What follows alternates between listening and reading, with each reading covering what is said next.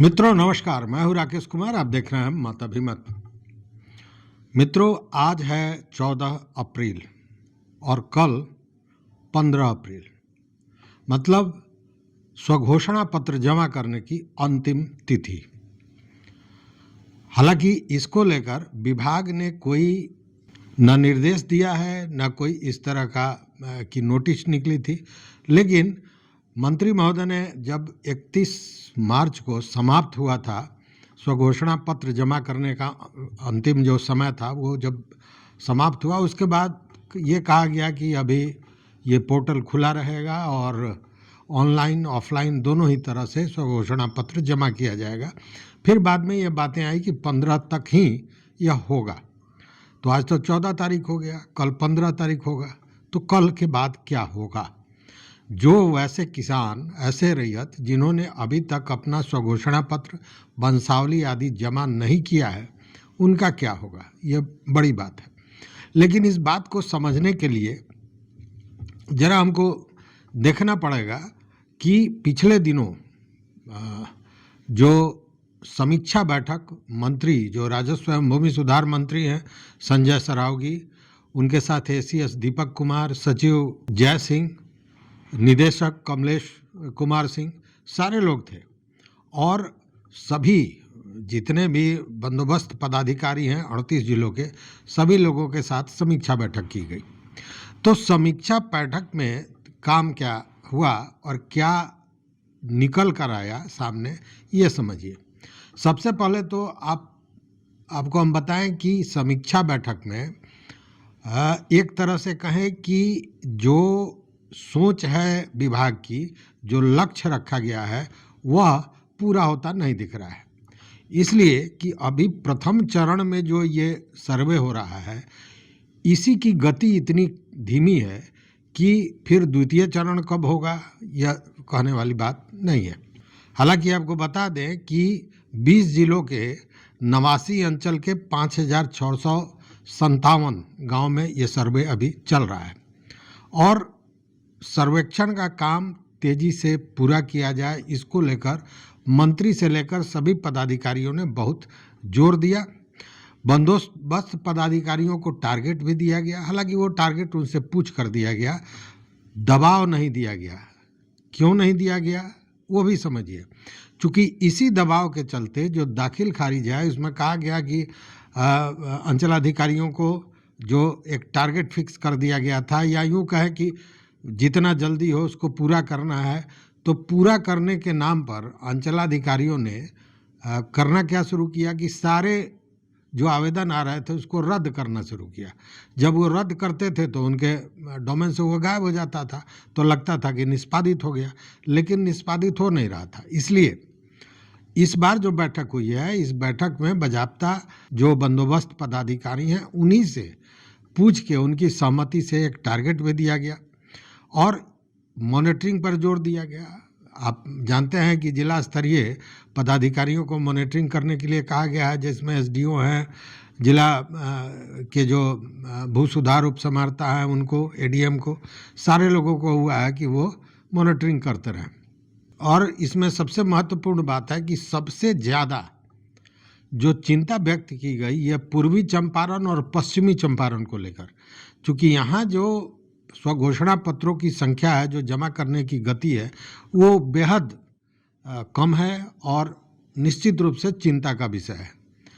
इसमें एक कारण हो सकता है, ये मैं अपने से बात कर रहा हूँ कि ये कारण एक हो सकता है कि बेतिया राज की ज़मीन को लेकर पूर्वी और पश्चिमी चंपारण के किसानों में एक आक्रोश है और मैक्सिमम जो बेतिया राज की ज़मीन है उस पर उन लोगों का इंक्रोचमेंट है। और ये जो गति है ये कम है, उसके पीछे एक महत्वपूर्ण कारण है भ्रष्टाचार, घूसखोरी जो चल रही है उस पर। तो इसको लेकर भी चेताया गया। लेकिन जब ये चर्चा चल रही थी तो जो सचिव हैं उन्होंने बाज़ाब्ता कहा कि जो लोग अभी तक नहीं दिए हैं स्वघोषणा पत्र, उनको परेशान नहीं होना चाहिए, उनको यथाशीघ्र जमा करना चाहिए। और ये समीक्षा बैठक कोई 10 दिन पहले नहीं हुई है, 2 दिन पहले हुई है। लेकिन इसमें इस समय को बढ़ाने का या विस्तार करने का या समय सीमा समाप्त करने का ऐसी कोई भी चर्चा नहीं की गई। यह आश्चर्य का विषय है, चूँकि किसानों के लिए सबसे महत्वपूर्ण और चिंतनीय विषय यही है, लेकिन इस पर कोई चर्चा नहीं हुई या बैठक में हुई होगी जो बातें सामने नहीं आई। खैर, लेकिन विभागीय जो जानकारी मिल रही है उससे यह स्पष्ट हो रहा है कि अभी यह पोर्टल बंद नहीं होगा।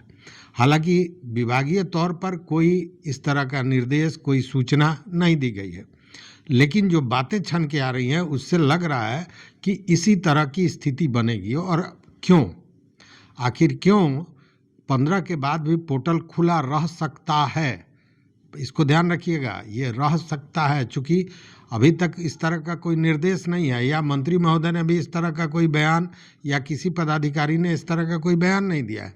लेकिन जो बातें छन के आ रही हैं उससे लगता है कि ये पोर्टल खुला रह सकता है और इसके पीछे कारण भी है, कारण है। और कारण यह है कि आप इस 15 दिनों को देख लीजिए, इस 15 दिनों में कितना दिन छुट्टी का था।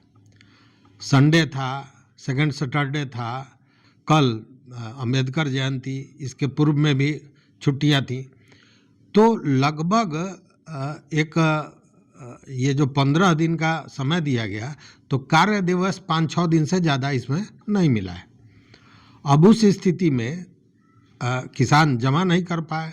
दूसरी बात, किसानों की जो समस्या है, एक तो कागजात नहीं मिलने की समस्या तो है ही है, साथ में अभी आप देख रहे होंगे कि मौसम का मिजाज कैसे बदल रहा है।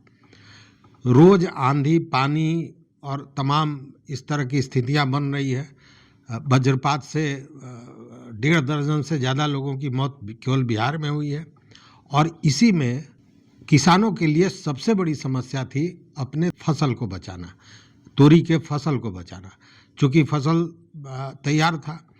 अब उसके चलते जो सामने जिस पर महीनों का मेहनत किसान ने किया है वो उस काम को करें या स्वघोषणा पत्र जमा करें, उनके लिए भारी समस्या।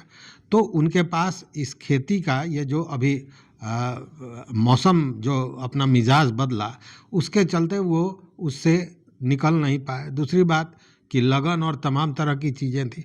तो मिला जुला के देखिएगा कि यह 15 दिन का जो समय विभाग ने दिया था या 15 दिन की बात की जा रही थी, इसमें रैयतों को, जो किसान वर्ग के लोग हैं, उनके पास तो समय था ही नहीं या समय मिला ही नहीं। तो निश्चित रूप से ऐसा नहीं है कि ऐसे चीज़ों को मंत्री महोदय या सचिव महोदय नहीं समझ रहे होंगे, वो भी समझ रहे हैं समस्याओं को। इसलिए निश्चित रूप से यह जो पोर्टल है यह अभी खुला रहेगा, ऐसा अनुमान लगाया जा सकता है। अभी तक मैं निवेदन करता हूं कि अभी तक अगर आपने जमा नहीं किया है तो उसको जमा कर दें। दस्तावेज होता है वो नहीं है तो बिना उसके भी जमा कर दें। जितना दस्तावेज है उसी आधार पर जमा कर दें, लेकिन दावा जरूर करें, यह बड़ा महत्वपूर्ण है। और वंशावली को लेकर भी जो अपडेट्स है वो मैंने पिछले दिनों आपको बताया था कि वंशावली में घर की बेटियों का नाम देना आवश्यक है, तो वह भी दें। नाम दे देने का मतलब ये कहीं से नहीं होता है कि आप बाध्य हैं कि आप उनको हिस्सेदारी दीजिए ही, लेकिन ये नाम देना है। हालांकि ये सारी चीज़ें जो है वो घुमा फिरा के कहीं ना कहीं लगता है कि पारिवारिक कलह का एक बड़ा कारण बन सकता है, लेकिन कानून तो कानून है, कानून का पालन करना सबका कर्तव्य है, तो वो करना ही पड़ेगा। तो इस वीडियो में बस इतना ही।